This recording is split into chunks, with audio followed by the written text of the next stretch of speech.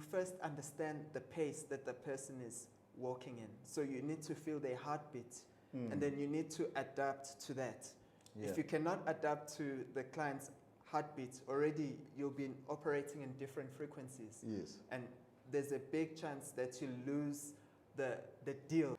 Hello guys, how you doing? Henry here, back with another video. So in this video, I'm back with Musa. You know, we did a video, you know, if you haven't checked it out, you know, I'm gonna put a link in the description below when we were just going about his journey, you know, in terms of being a shoe designer, a luxury shoemaker, you know, from, you know, working in corporate and having an accounting degree, you know, as his background in terms of how he did that.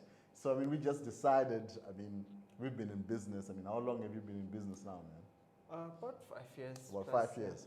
5 years plus. You know, I've been in business for 5 years as well, but I've been doing sales for much longer. So we just thought, you know, let's discuss about the art of selling.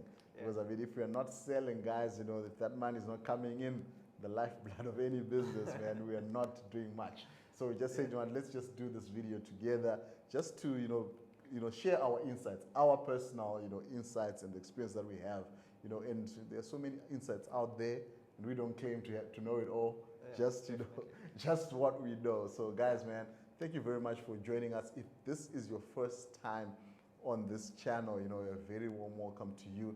And if you're back again, thank you for your support. So you guys know that on this channel, my passion is to inspire you to reach your personal and career goals.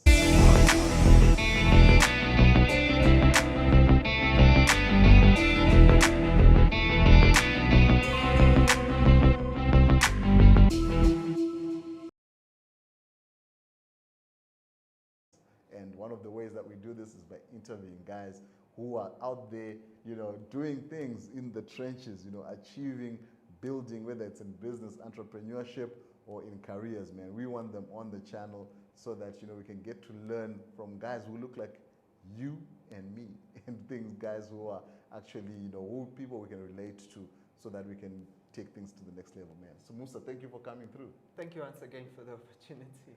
Awesome stuff. Yeah, selling, when, you know, one thinks of sales, I'm sure the majority of the people like, I hate selling. Yeah. But then if you hate selling, you'll never succeed in business. Yeah. Or it's in one life. or in life, because you have to sell. You know, we're forever selling. Right now, as we're sitting here, we're actually selling ourselves. Yeah. So we are selling, and selling is about attention, and also selling is about selling what you believe in. Yeah. So that's really it. You have to sell. If you're running a business or you're looking for a job, you have to sell yourself. You know, you have to put together an impressive CV and go to an interview. And show what value you exactly. have to offer. Yeah. Awesome, man. So, hey, what's up, man? Sales, or as you like, closing. Where do we start, man, with this awesome subject?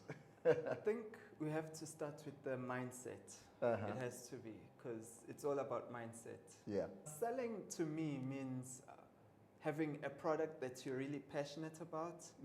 So I don't believe in selling something that you don't believe in. So if you don't believe in it, don't sell it. Even if it's a job, because you won't last long in that job. Yeah. And you won't get too far, because you'll just be miserable. Because remember in the last episode, we spoke about how we are dynamic and everything is interconnected with who we are. So it's a choice that we make. If you decide to sell something that you believe in. And selling, you are not, so the product should be selling itself, because what you are doing is merely convincing the person or showing the person that they really need that product that's presented in front of them. Yeah. So that's why I like the concept of closing. I've been studying some of the most successful salespeople, and I aspire to be like them. So I pick up with most of them that they have the right mindset when it comes to selling. So they speak of mindset, the attitude, affirmations. Like before I came here, for example, I was listening to Ryan Senhart. He's a real estate advisor, and he was saying when back he was 24, when he knew nothing about real estate selling, he was saying that he's the best salesperson, he's the best real estate salesperson under 30. Until he became that. Now he's 34 and he's, well, over 34, about 37 now, and he's one of the best in the world, having sold over, like, what, close to $1 billion. He sells close to $1 billion in real estate. Oh, wow, yeah, man. Hey, that's awesome. And I get what you mean. I mean, also me, you know, having to, so I sell every day, right? I mean, every day of the week, I'm selling. If we are open, I'm selling, because I think that's also in terms of the side of the business, which I do. I'm mainly in sales. So that means, you know, dealing with, you know, over 30 inquiries each and every single day. And when you talk about mindset, I know that it's very important, you know, for you to have the right mindset for each and every single call. So each and every, and I can imagine you sell a product, you sell shoes. So you mean you are seeing and probably you need to meet the people physically, you know, to actually show them the product, or sometimes, you know, obviously you do it virtually. And you know, each and every, you know, individual or inquiry you deal with, you need to have the right, you need to have enthusiasm, right? Absolutely. You need to be positive, and it doesn't matter what has happened in the previous interaction, you know. It's critical. No, absolutely, because I've watched people fail in sales, and it's very sad, and that's because of the mindset. People get defeated too easily. So you find someone, you deal with a very difficult client, and then you assume that the next client is the same as that difficult client. So that you are setting yourself up for failure. So you mentioned very important things. You need to come with the right enthusiasm with each inquiry. Because you don't know who the person you're going to talk to next is, or what they want. It could be a change. They could be the person who's going to provide the next shift for your business. I was just listening to one of probably the world's greatest salespeople last night. Grant Cardone. And undercover billionaire. He said he went to a city of Pueblo, and he was listening to, because he went there undercover, you know, unknown, not using his contacts, and he was listening to this guy. This guy was bragging about how he raised $30 million, and then just going on about who he is and how great he is, how he's the big dog in his city. And Grant was saying that he just felt like he could stop this guy and show him who he was, and that he could be a possible investor in his business. But then because this guy was going on, you know, bragging about himself, he missed out on an opportunity. So it's important to be humble and make the client feel big, like he's the most important person there. Help them to make their decision, because when they're there, they want to decide. So it's really about the client. Forget about the person who's let you down and focus on the person in front of you. Hey, I mean, that's so awesome. You know, always focus on the you. Because I mean, as you talked about opportunity, I think when we're dealing with sales, I think it's about looking for opportunity. You know, when you are dealing with each and every interaction, each and every person, you know, you are looking for an opportunity. And I was just listening to one of the guys, I think his name is Dan Locke or something, and he was saying that sales, you know, it's all about, you know, creating that trust. You know, once you have created that trust and certainty, then someone can actually buy your product. So if someone can actually trust you and say, trust that, you know, this is a good product or this is a good service, and you have created that credibility, then someone can actually exchange, you know, your service or your product, you know, for actual money at the end of the day. You know, my mind is exploding as you speak, because you've mentioned so many things that we'd have to unpack, you know, like in several series. You've spoken about upsells, you've spoken about trust, and so just to touch on one of those topics. Trust. Having a good product on its own is not good enough if you want to make it. many people come with brilliant products, but then they crash because they don't build that rapport with the clients. Yeah. So it's very important to build rapport. That's why patience is very important. Yeah. And when you are patient with people, and you first understand the pace that the person is walking in. So you need to feel their heartbeat, and then you need to adapt to that. Yeah. If you cannot adapt to the client's heartbeat, already you'll be operating in different frequencies. Yes. And there's a big chance that you lose the deal. Because the person might be sold to the product already. Yeah. They just want to give you their money. But then now that comes the issue of credibility, trust. Can I trust this person? Because it's not so much about the product. You should never make it be about the product in terms of closing the deal, or rather let the product do the selling for you. Yeah. And then you need to develop those skills to close the deal. Yeah. So this is the crux of the matter here. It's about having the ability to close the deal and being able to identify when a person is sold and they just want to give you their money, and don't take too long to close the deal. Yeah, I mean, I read like you need to keep someone on the buying line. So there's something called the buying line, and this involves, I think the emotions and the psychology of sales itself, because it's person to person. And I think for me, basically, what has worked for me, when I deal with sales each and every single day, is there are certain things that you can sort of incorporate. So, for example, the system that we use is that we do get inquiries, or we get phone calls from people. Some people send emails.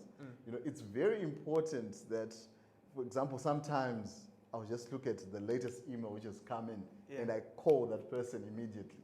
And already someone is so excited that, what, you called me in 30 seconds. You've already called me. Wow, you guys are quick. That's credibility. That's credibility and reliability. And already they are the excitement is there.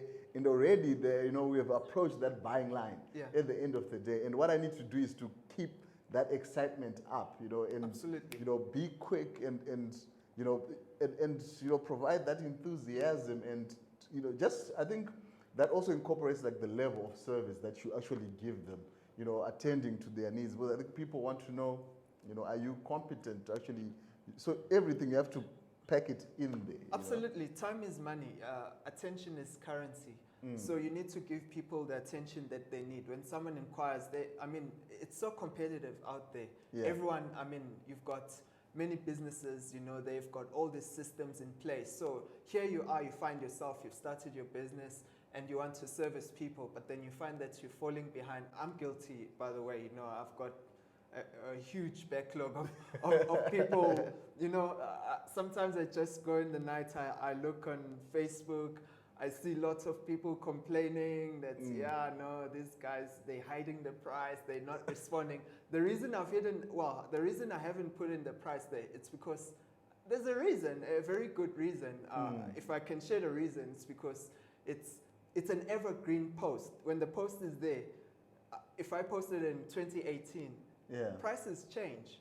So if someone sees it in 2025, because I've had these issues where someone saw a post, something I posted 3 years ago, and then they say, but you said this was the price.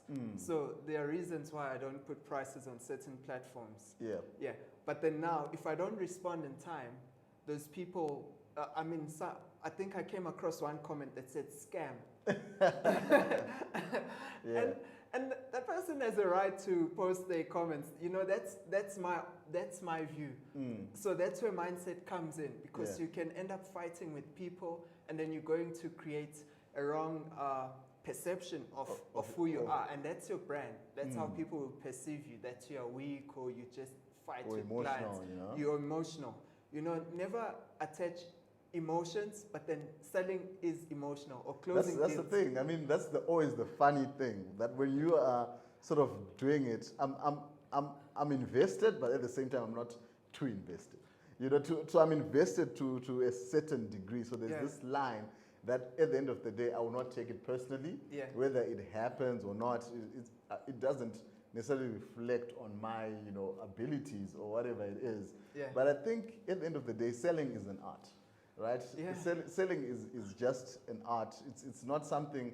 There are technical tools you might use, but more than often, it's really an art. It's beautiful. Yeah, it's beautiful. You know, because sometimes you don't know what's going to come out of even one client. Yeah. I mean, you might have your list of 20 prospects. You go through your list. Maybe number 19 is where you're gonna get a big order for like 40 items, Yeah. or whatever it is. So that's why it's very important for you to keep your attitude or that mindset that you are actually going to make it throughout the entire thing. Most people can smell defeat. People can smell if you are defeated. If you just they say like, yeah, man, we don't want to deal with this guy. Yeah. But at the end of the day, and people are attracted by excitement, by enthusiasm. People are excited. I mean, we deal with people who have been unfairly dismissed, or who are having a tough time in their jobs. But once they talk to you, even they forget about those issues for a moment. And I mean, that's our goal, at least. You're the artist, you see, controlling the how you want the artwork to come out. Yeah. Because the dismissed person, the disgruntled person is your canvas, and you need them to believe in what you're doing. Because you see, and when you treat them very well and you take them out of their zone and you bring them into your zone, you are creating rapport. You're building rapport, because there's no way they're not going to refer you to someone else. Yeah. So when you're dealing with that one person, think in terms of multiplication. What else? That person is a seed. Yeah. Yes, even if they're going to give you 1 million rand, 10,000 rand, however much it is, but it's a seed that you are planting, because you don't know who they know. That's the thing, man. You never know. And I mean, there's no sweeter sell than one which comes from a reference. I mean, guys, where you ever need to pay your advertising dollars, where what you actually did before is now paying you again because of your reputation. Man, there's no sweeter sell, or business like that. I mean, it's the best form of business out there, where people have actually been referred to you. No, absolutely. I mean, it's not the easiest, but it's again comes to mindsets. Forget about your problems, forget about the objections, forget about the person who told you off because they're not the right fit for your product. So it's about saying, okay, this is the person in front of me, and I know that they're going to refer me for sure. And referrals are the easiest way to sell without you taking money in the pocket, but it's about you investing your time and effort in the person. No, I mean, that's so true. And hey, man, I think we've spoken a lot, guys, and I'm sure you guys, have gotten a lot of information with regards to, how to sell, or at least from our experience. That's the point, in terms of the years that we've actually been in business. And I think, we've just been discussing to do another video, for you guys with regards to, how to market your business in 2021.